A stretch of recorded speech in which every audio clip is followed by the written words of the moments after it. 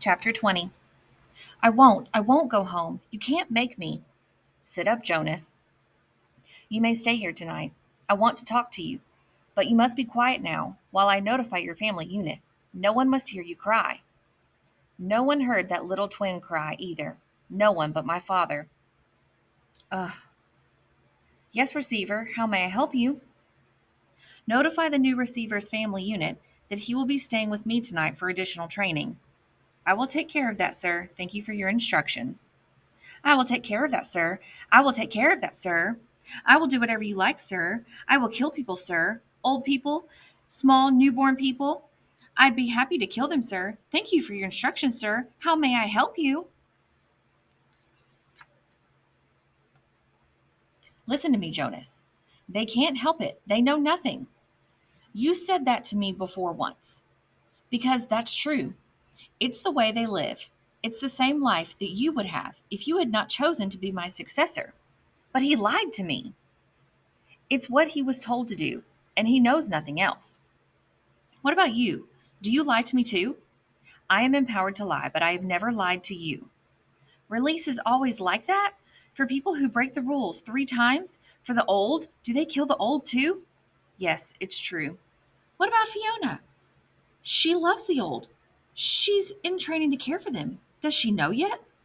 What will she do when she finds out? How will she feel? Fiona is already being trained in the fine art of release. She's very efficient at her work, your red haired friend. What should I do? I can't go back. I can't. First, I will order our evening meal, and after we eat, we'll make a plan. A plan for what? There's nothing. There's nothing we can do. It's always been this way. Before me, before you, before the ones who came before you. Back and back and back. Jonas, the memories tell us that it has not always been this way. People felt things once. Things like pride and sorrow and love and pain. The worst part of holding the memories is not the pain, it's the loneliness of it. Memories need to be shared. I've started to share them with you. That's true, and having you here over the past year has made me realize that things must change now. For the first time, I think there might be a way. And you brought it to my attention, barely, 2 hours ago. Jonas watched him and listened. It was late at night now. They had talked and talked, and they had planned. What we've planned is possible, barely. If it fails, I'll very likely be killed. But what does that matter? If I stay, my life is no longer worth living. Yes, I'll do it, but I want you to come with me. No. If you get away, if you get beyond, if you get to elsewhere, it will mean that the community has to bear the burden themselves of the memories you had been holding for them. They'll need help. Remember how I helped you in the beginning when you were receiving the memories that were new to you? It was it was scary at first and it hurt a lot. You needed me and now they will. It's no use. They'll find someone to take my place, a new receiver. There's no one ready for training right now. So, if I go with you and together we take away all their protection from the memories, the community will be thrown into chaos. They'll destroy themselves. I can't go. Giver, you and I don't need to care about the rest of them. Of course, we need to care. It is the meaning of everything. And in any case, Jonas, I wouldn't make it. I'm very weakened now. Do you know that I no longer see colors? You have the colors, and you have the courage. I will help you to have the strength. What a busy, pleasant night I had. That's wonderful, Jonas. And I had a busy, pleasant yesterday. Yes, Father. Throughout the school day, Jonas went over the plan in his head. It's so simple. For the next 2 weeks, the giver would transfer every memory of courage and strength that he could to Jonas.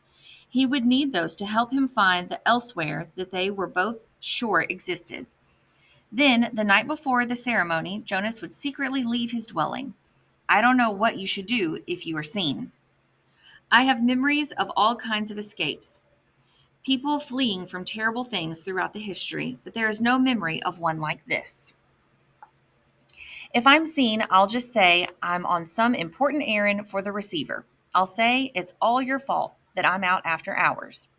They both laughed a little nervously, but Jonas was certain that he could slip away unseen from his house carrying an extra set of clothing. Silently, he would take his bicycle and clothing to the riverbank and leave it there hidden in the bushes. Silently, he would make his way through the darkness to the annex. His parents, when they woke up, would find a cheerful note on his bed. Irritated but not alarmed, his parents would wait with mounting anger for him. Finally, they would be forced to go without him. They won't say anything to anyone. My rudeness would reflect on their parenting. Everyone is so involved in the ceremony, they won't notice I'm not there. So Asher will think I'm with my parents or with you, and my parents will assume I'm with Asher or with you. It will take everyone a while to realize that I'm not there at all, and you and I will be long on our way by then.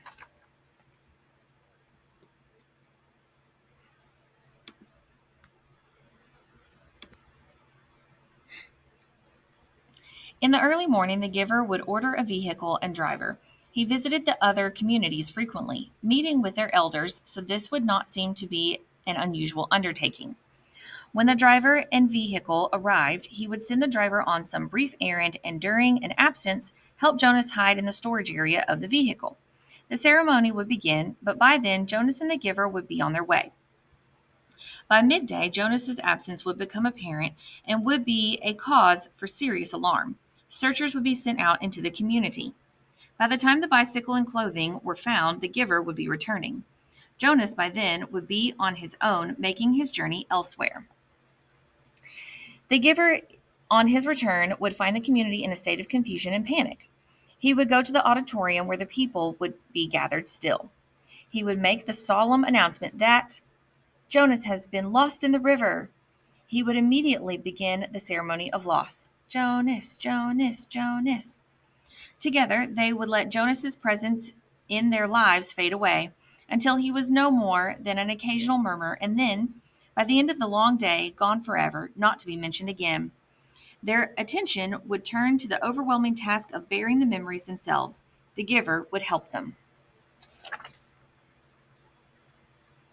Yes, they'll need you, but I'll need you too. Please come with me. My work will be finished when I have helped the community change and become whole. I'm grateful to you, Jonas. Without you, I would never have figured out a way to bring about the change. But your role now is to escape, and my role is to stay. But don't you want to be with me, Giver? I love you, Jonas, but I have another place to go. When my work here is finished, I want to be with my daughter. I didn't know you had a daughter, Giver. Her name was Rosemary.